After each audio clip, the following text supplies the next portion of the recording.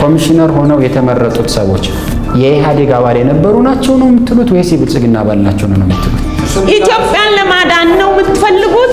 ኢትዮጵያን ለማዳን ነው የምትፈልጉት? ብልጽግናን ለማዳን ነው የምትፈልጉት?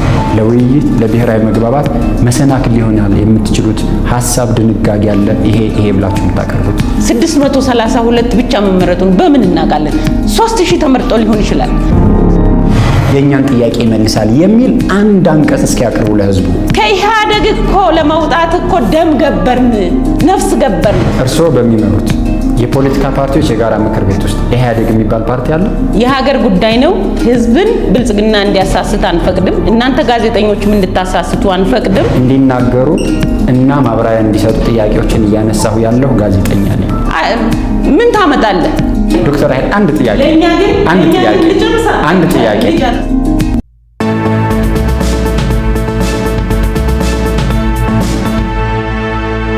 ሌሎች የፖለቲካ ፓርቲዎች እንደሚጠሩት ደግሞ የብሔራዊ መግባባት መድረክን በተመለከተ እስካሁን የተሄደበት መንገድ ከዚህ በኋላ በምን አይነት መንገድ ቢኬድ ይበጃል በሚለው ጉዳይ ላይ ነው። በዚህ ጉዳይ ላይ ከኔ ጋር ቆይታ የሚያደርጉት የፖለቲካ ፓርቲዎች የጋራ ምክር ቤት ሰብሳቢ ዶክተር ራሄል ባፌ ናቸው። እንግዳችን ወደ ፋና ወቅታዊ እንኳን ደህና መጡ። እንኳን ደህና ቆያችሁ። የመጀመሪያው ጥያቄ አሁን በፌዴራል ደረጃ ሁሉን አካታች የምክክር መድረክ ለማከናወን የሁሉን አካታች የምክክር መድረኩን የሚመራ ኮሚሽን ተቋቁሟል። በዚህ ሂደት ውስጥ የፖለቲካ ፓርቲዎች ምን አይነት ተሳትፎ ነበራቸው? ተሳትፎ ለማድረግ እጅግ ከፍተኛ ጥረት ተደርጓል። ግብአቶችንም ለመስጠት ሞክረናል። ግን በመንግስት በኩል ተቀባይነት አልነበረውም። የተሰጠውን ኢንፑት ሊያካትቱ ፈቃደኛ መሆን አለመሆናቸውን እንኳን በግልጽ ማየት አልተቻለም ነበር። ለምን? ግልጸኝነቱ አልነበረም፣ አካታችነቱ አልነበረም። በተደጋጋሚ በደብዳቤም ብንጠይቅ ለመመለስም ፈቃደኛ አልሆኑም። ሜቢ አይገባቸውም አይነት ላይ የደረሱ በሚመስል መልኩ ምላሽ አላገኘንም ነበር።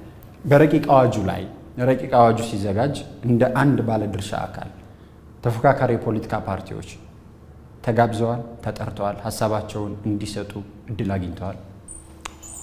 አዎ ተጠርተን ነበር፣ ተጋብዘን የፍትህ ሚኒስትሩም ረቂቅ አዋጁን ይዘው በተገኙበት ተነጋግረን የተወሰኑ ግብአቶች በርከት ያሉ ተሰጥተው ነበር። እነዛን ግብአቶች አካተው በእለቱ ደግሞ ሰነዱም ሳይሰጠን ረቂቅ አዋጁ ሳይደርሰን በንባብ ያሰሙት ነገር ስለሆነ በህግ አግባብ ማየቱ አስቸጋሪ ነው። እንደ ማንም ሲቪል አልጠየቃችሁም? ሰነዱን ጠይቀን የመጀመሪያው ዕለት ሊቀርብ አልቻለም። በሁለተኛው ስብሰባ በተያያዘው ቀጠሮ ሰነዱንም ይዘው እንደሚመጡና በእለቱ የተሰጠውንም ግብአት አካተው እንደሚመጡ ከዛ በኋላ ተወያይተን ወደ ፓርላማ እንደሚመለስ ተስማምተን ተለያየን። አልተመለሱም ነው። ለሁለተኛ ውይይት ሰነዱ እንደሚሰጧቸውና እናንተ ያነሳችሁትን ግብአት አስተካክለው እንደሚመጡ ነገሯቸው እና ጭራሽ በስብሰባው ሳይገኙ ቀሩ። ሳይመጡ ቀሩ። ጠቅላይ አቃቤ ሕጉ ጠቅላይ አቃቤ ሕግ ሳይሆን የፍትህ ሚኒስትሩ አሁን ጠቅላይ አቃቤ የቀድሞ የፍትህ ሚኒስትር ዶክተር ጌዲዮን ናቸው ስምምነቱ ላይ የነበሩት፣ ግን አልተመለሱም ነበር። ስለዚህ የጋራ ምክር ቤቱም ሆነ የፖለቲካ ፓርቲዎች ግብአቶቻቸውን የማካተት ደግሞ አንዳንድ መወገድ ያለበትም ነጥብ ካለ የመወያየት እድል አልነበረንም። ቶታል የአዋጁ ላይ የሀገር አቀፍ የምክክር መድረኩን ለማዘጋጀት የሚያስችለውና ይሄኛውን መድረክ የሚመራው ኮሚሽን የማቋቋሚያ አዋጅ ላይ የምታነሱት ጥያቄ ለምክክር፣ ለውይይት፣ ለብሔራዊ መግባባት መሰናክል ሊሆናል የምትችሉት ሀሳብ ድንጋጌ ያለ ይሄ ብላችሁ የምታቀርቡት ነበረ። አቅርበናል። ያንን የመጀመሪያው ስብሰባ ላይም ለምሳሌ መጀመሪያ ላይ ኮሚሽነሩን የማቋቋምም ሆነ ለፓርላማ የማቅረቡ ኃላፊነት የተሰጠው ለጠቅላይ ሚኒስትር ጽህፈት ቤት ነበር።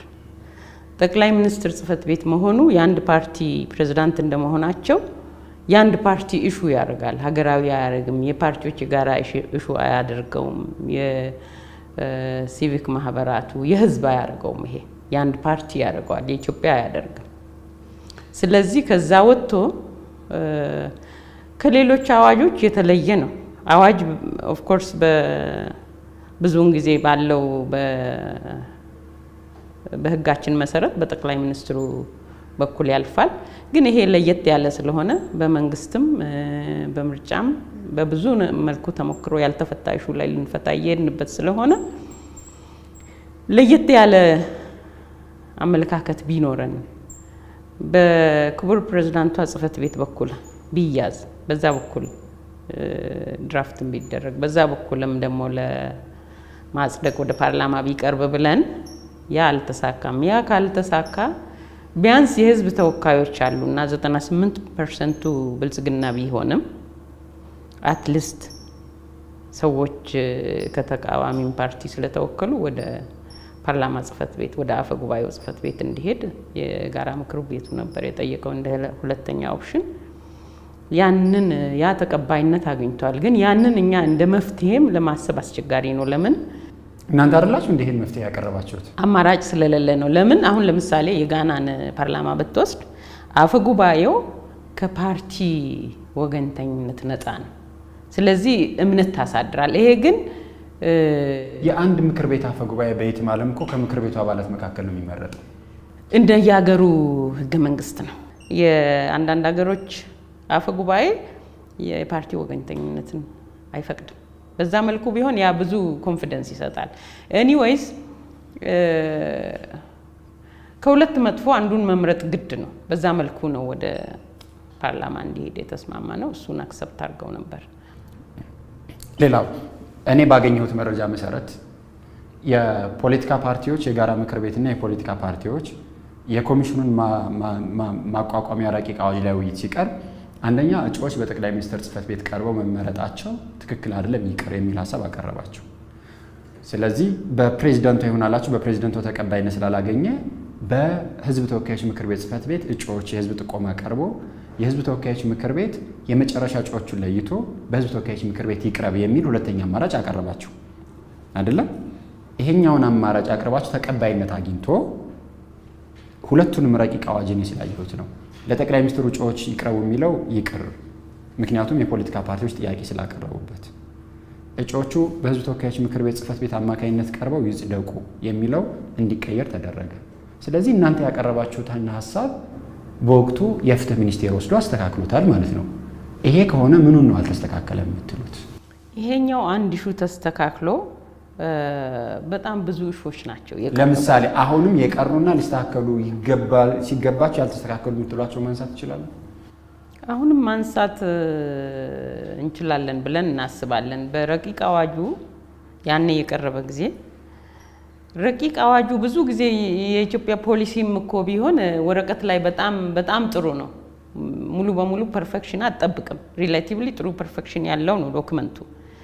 ይሄም በዛ መልኩ የተቀመጠ ነው። የተወሰኑ ነገሮች ላይ ተነጋግረናል። እነሱ ተካተው መጥተው ደግሞ ዶክመንቱ በእጃችን ገብቶ በህግ አግባብ አይተን ደግሞ ማስተካከያ ማድረጉ ወሳኝ ነበር። ለምን የፖለቲካ ፓርቲዎች እኮ ይህንን የብሔራዊ መግባባት ኢሹ ለረጅም ጊዜ ሲያቀነቅኑ ነው የቆዩት። በዋናነት ደግሞ ይሄን 3 ዓመት ምርጫ ቦርድም እየገባና እየወጣ ባለበት ከማይንድ ጋርም በመሆን ሆም ብለን ስራችን ብለን እኮ እንጌጅ ያደረግንበት ስራ ነው። ከመንግስትም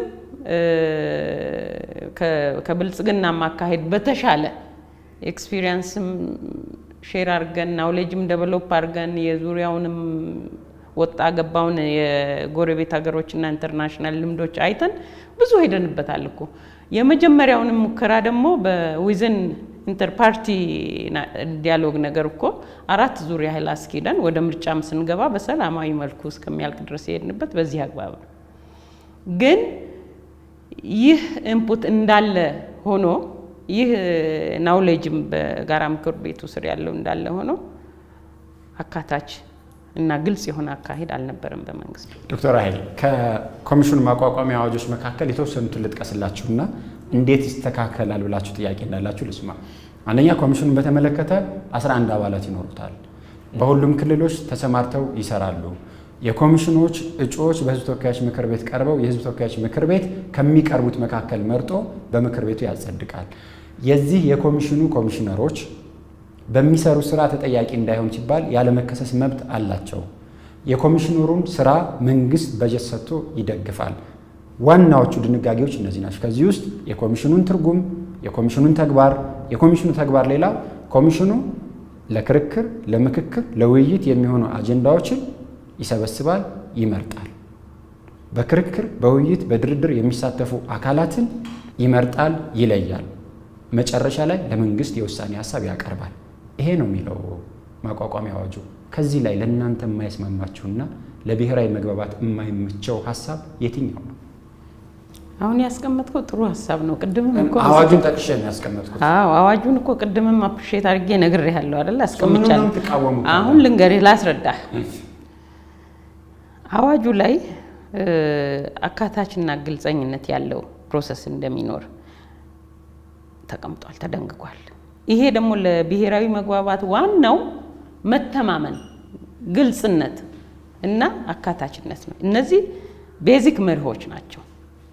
ዶክተር ራሄል ስለዚህ ልምጣ ጥያቄያችን በሂደቱ በሚገባው ልክ አልተሳተፍንም ነው እንጂ አዋጁ ችግር አለበት አይደለም ማለት ነው። አልተሳተፍንበትም። አዋጁ ቶታሊ አልተከበረም፣ ነግለክት ተደርጓል። ለወረቀት ስራ አዋጁ መጥቷል እንጂ ፕሮፐርሊ መንግስት እኮ እስካሁን ባለውም ህግ አዋጅ ያወጣል እንጂ አይገዛም። ለአዋጁ እናንተ አዋጁ ጋር ነው ችግራችሁ። አዋጁ ይወጣል፣ አዋጁ ጋርም ችግር አለ። አዋጁ አፈጻጸም ላይ ቶታሊ ደግሞ አዋጁ አልገዛውም። አዋጁ እኮ ገና አልተፈጸመም። ከዚህ በኋላ እኮ ነው የሚፈጸመው። ኮሚሽነሮች ተመረጡ እኮ ወደ ኮሚሽነሮቹ ምርጫ አመጣለሁ። ኮሚሽነሮችንም በአዋጁ መስፈርት አልመረጠም። ወደ ኮሚሽነሮቹ ምርጫ አመጣለሁ። ዶክተር አዋጁ ላይ ማቋቋሚያ አዋጁ ላይ እስኪ አንድ ይሄ ቢወጣ የኛን ፍላጎት ያሟላል፣ ይሄ ቢካተት የኛን ጥያቄ ይመልሳል የሚል አንድ አንቀጽ እስኪ ያቅርቡ ለህዝቡ። አዋጁን አሁን ይዘን ብንቀርብ ጥሩ ነበረ። የአዋጁን አጠቃላይ ይዘቱ እሱ ብቻ አይደለም። አዋጁ ላይ የሚወጡም የሚጨመሩም ጉዳዮች አሉ ነበሩ። አሳውቃችሁታል? ይሄን ነበሩ ከመቃወም ባለፈ ህዝቡ እኮ ስንቃወምም በዚህ አሁን ካንተ ጋር ባለው ንግግርም ሁሉ እኮ ህዝቡ ማስተዋልና የተካሄደበትን መንገድ ማየት ይኖርበታል። ህዝቡ ባወጣችሁት መግለጫ እኔ የጋራ ምክር ቤት ያወጣው መግለጫ ሙሉ በሙሉ አይቻለሁ። በተናጥል የፖለቲካ ፓርቲዎች ያወጡት መግለጫ አይቻለሁ። አዋጁን አንቀበለውም፣ ኮሚሽነሮች የተመረጡበት መንገድ ግልጽና አሳታፊ አካታች አይደለም ከማለት ውጭ ይሄ አንቀጽ ለአጠቃላይ ሂደቱ መሰናክል ነው ብላችሁ አንድ አንቀጽ እንኳን አልጠቀሳችሁም። እስኪ ንገሩት ለህዝቡ። አዋጁን አንቀጾችን ከአንድም 2-3 አንቀጾች ለሚመለከተው አቅርበናል። የመጀመሪያ ኤክስኪዩቲቭ ኮሚቴ አልተስተካከለም። ለምሳሌ አልተስተካከለም። በጠቅላይ ሚኒስትር ጽሕፈት ቤት መቅረቡ ቀርቶ በህዝብ ተወካዮች ምክር ቤት ይቅረብ የሚለውን እኮ አስተካከለላችሁ። ይሄንን ፓርሻል ማስተካከያ አረገ እንጂ ፓርሻል ማስተካከያው ደግሞ እንደተባለውም ገለልተኛ ሆኖ ሊሄድ አልቻለም። ፕሮሰሱ ከመጀመሪያውኑ ቅቡልነትን ማግኘት አለበት። ከመጀመሪያውኑ ግልጽ መሆን አለበት። አዋጅ እኮ ሁሉንም ይገዛል። ብልጽግና ፓርቲውንም መንግስትንም እኛንም ይገዛናል። አይደለም እዚህ ላይ እየተከራከርን ያለነው ህዝቡን ይገዛል እስከ ቀበሌ ድረስ አዋጅ ከወጣ በኋላ። ይሄ አዋጅ ማስተካከያዎች አሉት። ስለዚህ ያንን በተመለከተ እንነጋገር። እንደገና ደግሞ የሚመጡ ኮሚሽነሮችንም በተመለከተ ባለው መስፈርት እንነጋገር። የጎደለው ነገር አለ ብለን ኢንፑት ሰጥተናል እንደ ጋራ ምክር ቤት በአዋጁ አንቀጾች እየተጠቀሰ ከ7 በላይ የሆነ አሁን እኔ በቃሌ ለማስታወስ ስላልቻልኩ ነው። አዋጁ ላይ ይዤ መቅረብ ይችል ነበር እነዛን ዲቴይልስ። እነዛ አልተካተቱም። አንዱ ብቻ ተቀየረ። ከተቀየረ በኋላ ወደ ኮሚሽነሩ አሰያየም ስትሄድ አሁን አወራሃለሁ። ወደ አሰያየም የኮሚሽነሮቹን እጩዎች ከ600 በላይ ሲቀርቡ በእናንተ መረዳት ማን ነው ጥቆማውን የሰጠው? ህዝቡ፣ ፖለቲካ ፓርቲዎች፣ ሲቪክ ማህበራት ሰጥተናል ጥቆማው። ስለዚህ ጥቆማው ላይ የምታነሱት ጥያቄ አለ? ጥቆማው ላይ የምናነሳው ጥያቄ ጥቆማችን ተካቶ መሆኑን እንኳን አናውቅም። ጠቋሚው የጻፈላቸውን ሲቪ አላየንም። ሲቪያቸው የለም። እነዚህ በምን እንደተመረጡ መስፈርቱ የለም። እንደገና ደግሞ ማን ነው የተካተተው? እነዚህ 632ቱ እነማን ናቸው? እኔ ፐብሊኩ በኢሜል ከላከ ቀሪ ኢሜል አለው። በአካል ቀርበው የሰጡት ኮፒ ላይ ያስፈርመዋል። በፋክስ የላኩ ቀሪ አላቸው። የማን ጥቆማ ይሁን የተካተተው አይታወቅም። እኔ ፐርሰናሊ ኤቪደንስ ሰጣለሁ የጠቆምኩት ሰው አለ። ስለዚህ እርሱ የጠቆሙት ሰው ከሌለ ምርጫው ትክክል አይደለም። እንደዛ የጠቆምኩት ሰው እኔ በግሌ የጠቆምኩት ሰው አለ። ግን ያ ሰው ይካተት አይካተት አላውቅም። ይሄ ሰው ካልተካተተ ምርጫው ትክክል አይደለም ብለው አላልኩም። መካተቱን ማየት ፈልጋለሁ። እንደገና ደግሞ ሲቢያቸው ተመዝኖ ታይቶ ልክ ነበረ፣ ምርጫቸው ትክክል ነበረ ማለት ነው። ስለዚህ ጥያቄያቸው የ632ቱ እጩዎች ዝርዝር ስላልቀረበ የእጩ ምርጫ መንገዱ ትክክል አይደለም ነው? አይደለም። 632ቱ ብቻ መሆኑም እርግጠኝነት ማግኘት አይችልም። በመገናኛ ብዙሃን ለመላ የኢትዮጵያ ሕዝብ የትምህርት ደረጃቸውን፣ ኢትዮጵያዊነታቸውን፣ በማህበረሰብ ውስጥ ያላቸውን ተቀባይነት፣ ስነ ምግባርን ያካተተ መስፈርትን መሰረት አድርጋችሁ ጠቁሙ ተብሎ እኮ ለህዝቡ በአደባባይ ተነግሯል። ይሄን አታውቁ?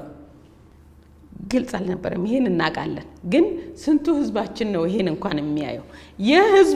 የህዝቡ ተወካይ እሊቱ ግን ትረስት ቢያገኝ ከዚህ ከመንግስት አካል ትረስት ቢያገኝ ከፓርላማው ህዝቡም የትረስቱ ባይን ይኖረው ነበር። ዶክተር ራሄል ከ632 እጩዎች መካከል 75 እጩዎች ቀርበው ነበር። የነዛ እጩዎች ሊስትስ አልደረሳችሁም ወይም አታውቁትም? 75ቱን ሊስት 42ቱን እና 632ቱን የጋራ ምክር ቤቱ ተወካዮች እንድናይ ፕሪንት አውት ላይ እኮ ደሊት አድርገህ የፈለከውን ፔጅ አስገብተህ የፈለከውን ቀንሰህ መርጠህ የምታመጣውን ፕሪንት አውት እንድናይ ተደርጎ ዊዝን ሃፍ አን አወር እነማን እንደሆነ ምንም ሲቪ ያልተያያዘ ስም ዝርዝር ብቻ። ስለዚህ በዚህ በኢትዮጵያ ኮንቴክስት የመጣውን ጥቆማ በስም ዝርዝር ፐርሰናሊ አንዳንድ ሰው ከ10 ሰው ያህል እዛ ውስጥ ካወቅኩ በጣም ትልቅ ነው። ዶክተር ራሄል በዛ መልኩ አይተናል ማለት አይቻልም። የ72ቱ ከ632 መካከል የተመረጡት የ75ቱ የትምህርት ደረጃቸው ማንነታቸውን የስራ ካሪየራቸውን የተመለከተ ዝርዝር መረጃ ወጥቶ ነበር። ይሄንም አላያችሁ?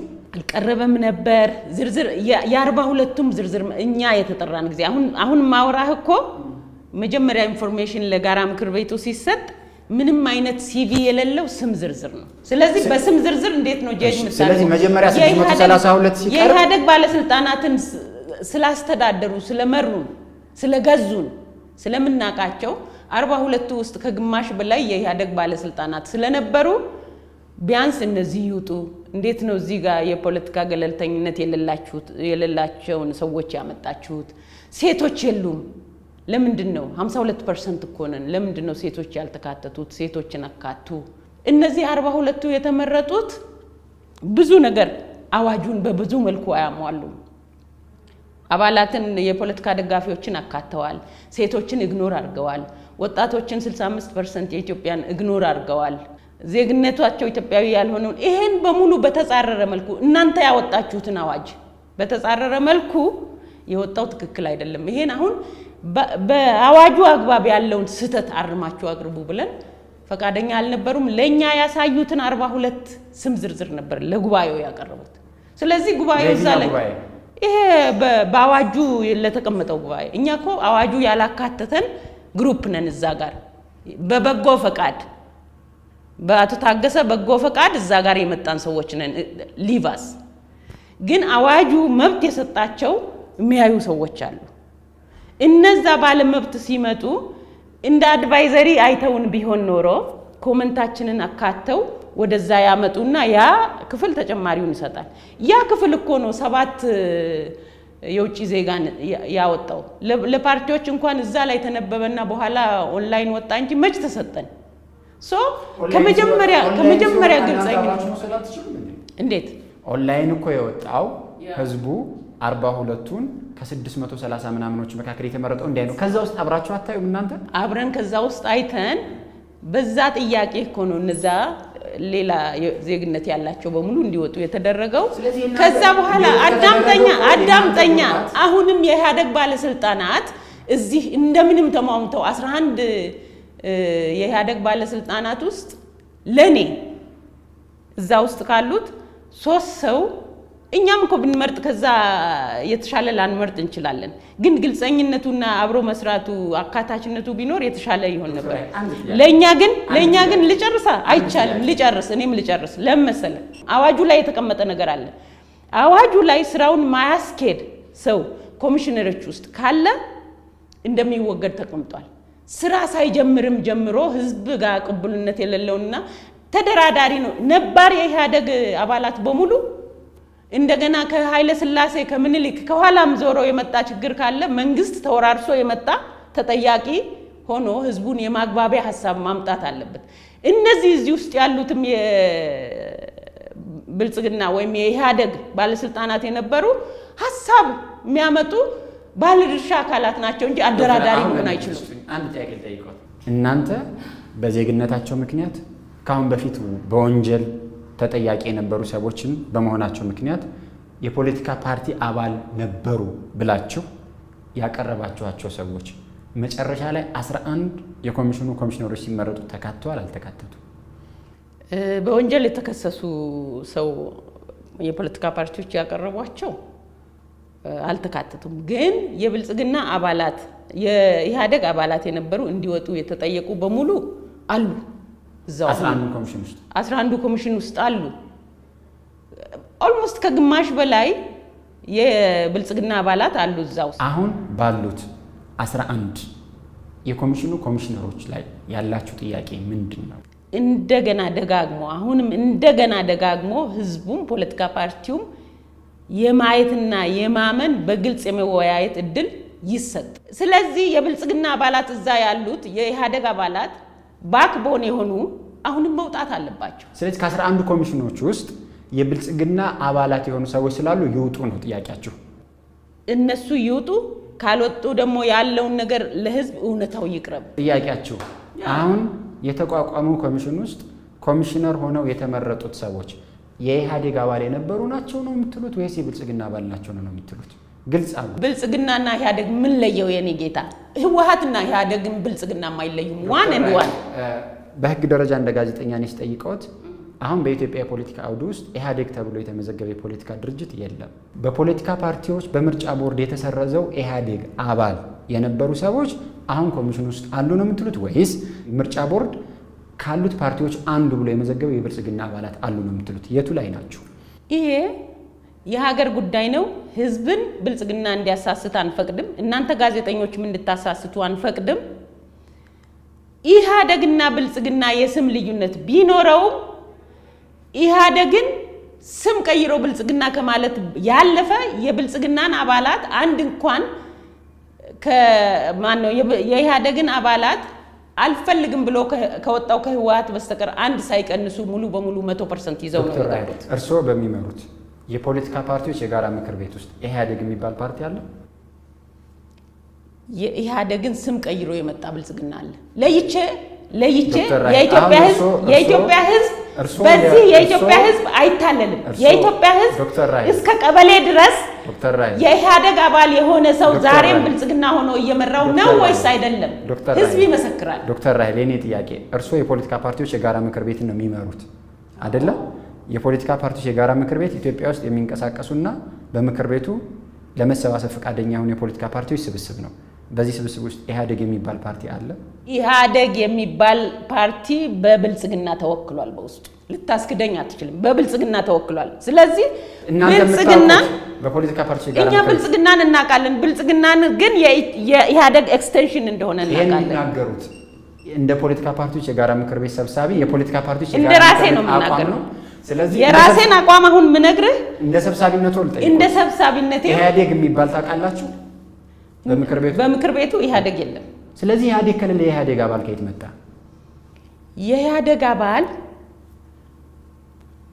አባልነቱን የኢህአደግን ስም ለመቀየር ብልጽግና ስለወሰነ ኢህአደግ ተብሎ ከሚጠራ ብልጽግና ተብሎ መጠራቱን ፈልጎ ነው የቀየረው የኔ ጥያቄ የሚሆነው አሁን ለኢትዮጵያ ህዝብ በመታቀርቡት ቅሬታና አቤቱታ ውስጥ 11 በህዝብ ተወካዮች ምክር ቤት የተመረጡት ኮሚሽነሮች ውስጥ የብልጽግና አባል ተካቷል ነው እያላችሁ ያላችሁት ለዚህ ማስረጃና ማረጋገጫ አላችሁ እኛ የኢትዮጵያ ህዝብ እንዲያቅ ምን ፈልገው ነፃና ገለልተኛ ዜጋ ነው ናሽናል ብሔራዊ መግባባትንና ምክክሩን የሚያስኬደው። እነዚህ ኢህአዴግ በነበረበት ጊዜ ህዝቡን ያሰሩ፣ የገደሉ፣ የዘረፉ፣ የሰረቁ ሊደራደሩና ከህዝባቸው ጋር ሊታረቁ የሚገባቸው ሰዎች አደራዳሪ ሆነው መጥተዋል። ህዝቡ እንዴት ይደራደራል? እነዚህን ሰዎች ስም ጠቅሳችሁ ማስረጃ እያይዛችሁ ለሚመለከተው አካል አቤቱታችሁን አቅርባችኋል? አቅርበናል። ከአንዴም ሁለቴ ሶስቴ አራቴ የሚመለከተው የመንግስት አካል ለአፈ ጉባኤ አቅርበናል። ለጠቅላይ ሚኒስቴር ጽህፈት ቤት ጥያቄውን አቅርበናል። ለፍትህ ሚኒስቴር አቅርበናል። ለፕሬዝዳንታችን አቅርበናል። ምላሽ መች ሰጡና? ለምላሽ አይገባም እኮ የኢትዮጵያ ህዝብ፣ ለምላሽ አይገባም የኢትዮጵያ ህዝብ ተወካይ ፖለቲካ ፓርቲ፣ ለምላሽ አይገባውም እኮ የጋራ ምክር ቤት። ምክንያቱም ኃይልም ገንዘብም ማፈኛው የአስተዳደር ስርዓቱ ታች ድረስ መቀጥቀጫው በእጃቸው ስለሆነ ምን ታመጣለህ እኮ ተያይዞ ትላንትና ህወሓት ምን ታመጣለህ እያለ ተለጣፊውን ሁሉ እስከዚህ አምጥቶ አሁን መጨረሻ ላይ በህዝብ ትግል ነፃ ከወጣ በኋላ ስልጣን ከያዘ በኋላ እኮ ብልጽግና አሁንም ምን ታመጣላችሁ እያለን እኮ ነው። ምን ልናመጣ ነው መልስ የሚሰጠን? ስለዚህ አልሰጠንም። የፖለቲካ ፓርቲዎች የጋራ ምክር ቤት ድርድሩ በውጭ ኃይሎች እንዲመራ ይፈልጋል? በፍጹም ኢትዮጵያውያን ብቻ እንዲያደራድሯቸው ነው የምትፈልጉት? ስለዚህ ከዚህ በኋላ ህዝቡ የሚያምነው እኛ የምናምነው የምትሏቸው ኢትዮጵያውያን እንደገና ለኮሚሽነርነቱ እንዲመረጡ ነው የምትፈልጉት ወይስ ያለው ተስተካክሎ የተቀነሰው ተቀንሶ የተጨመረው እንዲጨመር ነው የምትፈልጉት? ያለው ተስተካክሎ አሁን ማስተካከያውም ግልጸኝነት ኖሮት ቅቡልነትን አግኝቶ እኔ እንዲያውም ማምነው እኮ እኔ እዛ ቦታ ኮሚሽነር ሆኜ ህዝቡ ይህን ያህል የኔን ማደራደር ካልፈቀደ ለምን እጋፋለሁ? የኢትዮጵያ ጉዳይ ነው እኮ ሪዛይን ማድረግ አለባቸው። አሁን ያለው ኮሚሽን ወደ ድርድር፣ ወደ ክርክር፣ ወደ ውይይት ቢገባ እና መድረኮችን ቢያዘጋጅ ለመሳተፍና ህዝቡ የሚፈልገውን ተነጋግሮ ችግሮችን የመፍታት የብዙ ዓመት ጥያቄ ለመመለስ ዝግጁ ናቸው? እኛ ዝግጁ ነን። ከመጀመሪያውም ደግሞ ጉዳያችን ብለን ይዘነዋል። ነገር ግን አዋጅ ካላሰራ በአዋጅ ይሻራል።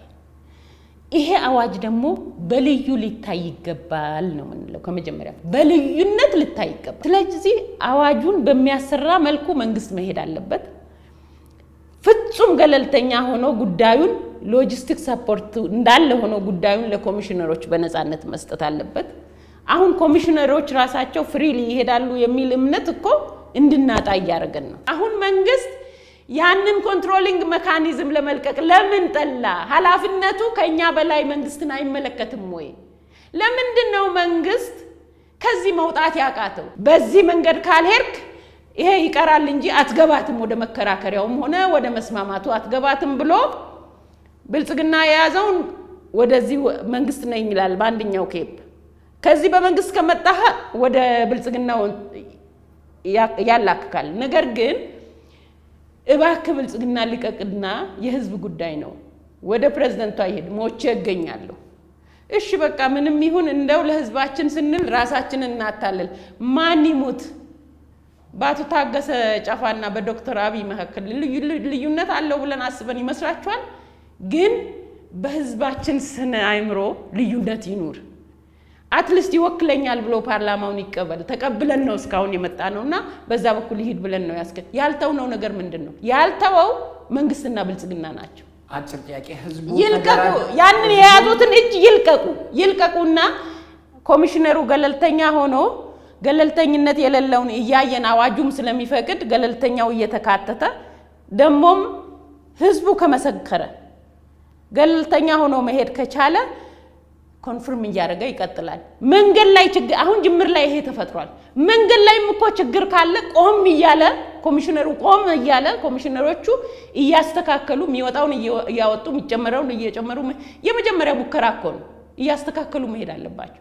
ይሄ ምንጮኸው ሚስ እንዳናደርግ ነው። ብዙ ሀገሮች 3-4 ዙር ሞክረዋል እኮ ከዛ በላይም ይሞከራል። ግን ይሄን ሁሉ ገንዘብም ህዝብም አተን አሁን ያለንበት ሁኔታ ደግሞ 3ኛና 4ኛ 2ኛ ሙከራ ይኖራል ብለን የምንጠብቅበት ሲቹዌሽን አይደለም። ለዚህ ነው ምንጮኸው።